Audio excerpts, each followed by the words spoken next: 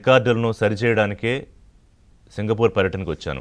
ఆంధ్రప్రదేశ్ ముఖ్యమంత్రి 3వ రోజు పర్యటన సందర్భంగా అక్కడ ఆంధ్ర సింగపూర్ బిజినెస్ ఫోరం సదస్సులో కీలకమైన వ్యాఖ్యలు చేశారు. అంటే ఒకటి మనం గత 2 రోజులుగా కూడా ఈ విషయాన్ని మాట్లాడుకున్నాం. ఎందుకు అవసరం అంటే జగన్మోహన్ రెడ్డి తను 5 ఏళ్ళు అధికారంలో ఉన్నప్పుడు, ప్రభుత్వంలో ఉన్నప్పుడు ఆయన ఒక భరోసా ఇచ్చాడు.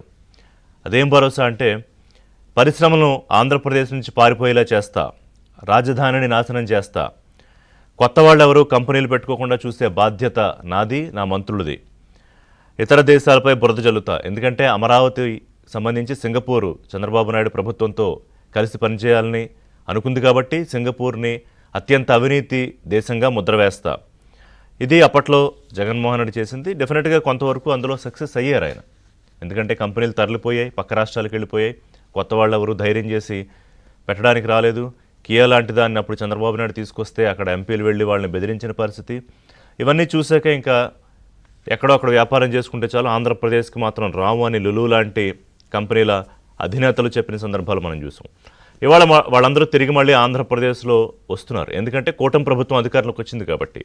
కానీ సింగపూర్తో ఏమిటి సంబంధం ఆంధ్రప్రదేశ్ కంటే, as already said earlier, master plan ఏదైతే ఉందో అమరావతి రాజధానికి సంబంధించి దానికి కీలకమైన డిజైన్లు, ఆ మాస్టర్ ప్లాన్ ఉచితంగా మన దగ్గర నుంచి ₹1 తీసుకోకుండా, అంటే భాగస్వాములు వాళ్ళు ఏదో మనకి హెల్ప్ చేసి వెళ్ళిపోవాలని కాదు. ఒకటి చంద్రబాబు నాయుడు బ్రాండ్ తాలూకా ఇమేజు, రాష్ట్రాన్ని ఆయన ఏ రకంగా ముందుకు తీసుకెళ్తాడు, అమరావతిని ఎంత అద్భుతంగా డెవలప్ చేయగలుగుతాడు అనే విజన్ వాళ్ళు ఇక్కడ చూశారు గతంలో. కాబట్టి అది చరిత్రే కదా, ఎవరు కాదనుకున్నా ఎవరికి ఇష్టం లేకపోయినా అది చరిత్ర. సో ఆ రకంగా అందులో భాగస్వాములు అవుదాము, ఒక విన్ విన్ సిచ్యుయేషన్లో పని చేసుకుందాం. అప్పుడు సింగపూర్ ప్రభుత్వంతో ఒప్పందాలు జరిగాయి, దాన్ని వెనక్కి వెళ్ళిపోయాయి జగన్మోహన్ రెడ్డి పరిస్థితుల్లో. సో ఇప్పుడు మళ్ళీ తిరిగి తీసుకురావాలి కాబట్టి రండి, మీరు వచ్చి పెట్టుబడులు పెట్టండి. అక్కడ ఉన్న వాళ్ళని కూడా పిలుస్తున్నారు, ఎందుకంటే P4 అనే కొత్త ప్రోగ్రాం తీసుకున్నారు. అంటే ఎవరైతే హ్యాండ్ హోల్డింగ్ లేక అలాగా ఎకనామికల్గా అణగారిన వర్గాలుగా ఉండిపోతున్నారో, ఎవరైతే ఉన్నత స్థానంలో ఉన్నారో వీళ్ళిద్దరినీ కలిపే ఒక గొప్ప కార్యక్రమం. ఇంతకుముందు కూడా నేను చెప్పా, ఇలాంటి ఆలోచన గతంలో ఎవరూ చేయలేదు.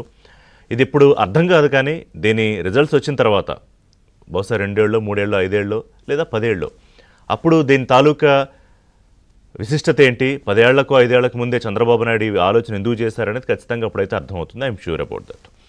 సో ఇది ఈయనిచ్చే భరోసా, నేను మీకు మీ భద్రతకు భరోసా ఇస్తాను చంద్రబాబు నాయుడు అంటున్నారు. కానీ ఇప్పటికీ కూడా తన అనుయాయులతోటి ఏపీఎండీసీలో మీరు పెట్టుబడులు పెట్టకండి, పెట్టుకున్న వాళ్ళు వెనక్కి తీసేయండి అని ఈమెయిల్స్ పెట్టిస్తారు జగన్మోహన్ రెడ్డి.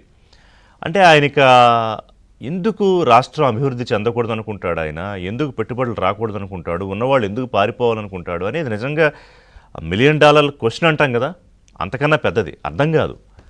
ఎవరైనా అది ప్రతిపక్షంలో ఉన్నా అధికారంలో ఉన్నా సరే, మీరైనా నేనైనా, ఏదో 4 కంపెనీలు వస్తే రాష్ట్రానికి 4 డబ్బులు వస్తాయి, పరిశ్రమలు వస్తే 4 ఉద్యోగాలు వస్తాయి, మన పిల్లలకి అభివృద్ధి బాగుంటుంది, ఎక్కడికో వెళ్ళిపోక్కర్లేదు. తర్వాత ఆ భరోసాతో ఇంకోడెవడో లోకల్గా ఇంకో చిన్న బిజినెస్ పెడతాడు, సో దట్ స్టేట్ డెవలప్ అవుతుంది, సో దట్ దేశంలో నెంబర్ 1గా అయ్యే అవకాశం ఉంటుంది. ఇలా ఆలోచిస్తారు ఎవరైనా. కానీ దీన్ని కిందకి ఎలా తొక్కేయాలి, ఆంధ్రప్రదేశ్ అభివృద్ధి బాటలో కాకుండా అధపాతాళానికి వెళ్ళేదంటూ నెంబర్ 1గా ఎలా ఉండాలి అనే ఆ కుతంత్రపు ఆలోచనలకి అసలు మూలం ఏంటి, అది ఏ ఒక్క రోజుకైనా అర్థమవుతుందా లేదా అనేది ఎదురు చూడాల్సిన పరిస్థితి. సో అలాగా రాష్ట్రానికి రండి అని పిలుస్తున్నారు. ఇక రాష్ట్ర ఇమేజ్ని అధికారంలో ఉన్నప్పుడు కానీ లేనప్పుడు కానీ ఆ బ్రాండ్ ఇమేజ్ని ఎలా దెబ్బతీయాలి అనే పనిలోనే వీళ్ళు నిత్యం ఉంటారు. అయితే దీనికి వెనకాల అండర్ కరెంట్గా బినీత్ దిస్ ఆలోచనలో ఒక ప్రధాన ఉద్దేశం ఏంటంటే, ఒకటి మద్యం కుంభకోణంతో సహా ఇతర కుంభకోణాలకు ఒకటి బయటకు వస్తున్నాయి. సరే, ప్రిడామినెంట్గా మద్యం కుంభకోణమే తీసుకుంటే అది విచారణ క్లైమాక్స్కి వచ్చేసింది ఇంకా.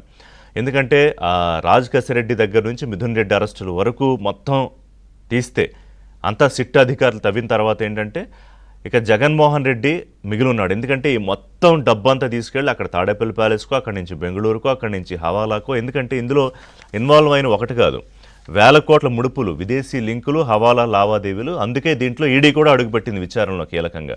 సో ఇక ఎటు పాలిపోని పరిస్థితుల్లో నిన్న గవర్నర్ని కలిశారు జగన్మోహన్ రెడ్డి, భారతిరెడ్డితో కలిసి, వారితో కలిసి గవర్నర్ని కలిశారు. ఎందుకు సడన్గా గవర్నర్ని కలిశారు? సరే, అధికారంలో ఉన్నప్పుడు ముఖ్యమంత్రిగా కలవాల్సిన సందర్భాలు ఉంటాయి, కలిశారు. నిన్న వర్ల రామయ్య కూడా అడిగారు, మీరు మాజీ ముఖ్యమంత్రిగా వైఎస్ఆర్సీపీ నాయకుడిగా ఏదన్నా చెప్పడానికి ఏమన్నా మాట్లాడడానికి కలిసారా?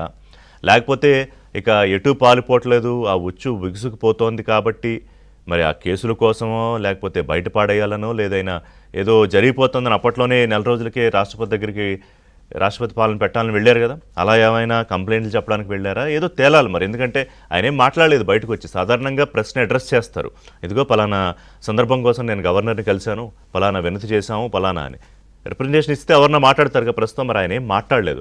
సో దట్ అది వ్యక్తిగతమైన కెపాసిటీలో నేను కలిసి ఏమన్నా మాట్లాడి ఉండొచ్చు, అది తెలియలేదు. టీడీపీ నాయకులు చెప్పాలి. నిన్న వరలరామయ్య గారు మాట్లాడారు. సో ఓవరాల్గా ఏంటంటే ప్రజా కోర్టులో ఒక దారుణమైన శిక్ష ఆయనకి ఆల్రెడీ పడింది. 151 నుంచి ఆ మధ్యలో అవి తీసేసి 11కే పరిమితం చేశారు.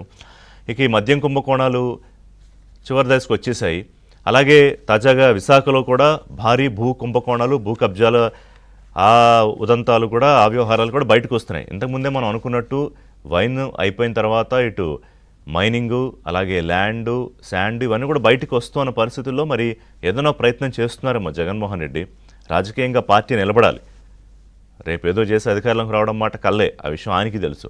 కానీ అసలు ఈ అనిశ్చితిలో ఇటు పార్టీలో నాయకులు అలాగే క్యాడరు ఒక వాళ్ళ ఆత్మస్థైర్యం పడిపోయే పరిస్థితుల్లో ఏదన్నా ఒక ప్రయత్నం చేస్తున్నాడా ఈయన జగన్మోహన్ రెడ్డి అనేది కూడా చూడాలి. సో పెట్టుబడులు రాకుండా అడ్డుకునే కుట్ర, పెట్టే వాళ్ళ మీద అవినీతి ముద్రలు, కుంభకోణాల నుంచి బయటపడే దారులు వెతుక్కోవడాలు, అభివృద్ధి అంటే అసలు అర్థం తెలియదు, వాళ్లతో చంద్రబాబు నాయుడు రాజకీయం చేయాల్సి రావడం, నెంబర్ 1గా అయ్యే అవకాశం రాష్ట్రం ఈ పరిస్థితికి నెట్టేయడానికి కారణమైన ఈ వ్యవహారం మీద ఒకసారి చర్చిద్దాం ఇవాళ ఏబిఎన్ బ్రేక్ఫాస్ట్లో. షార్ట్ బ్రేక్ తర్వాత స్టే ట్యూన్డ్.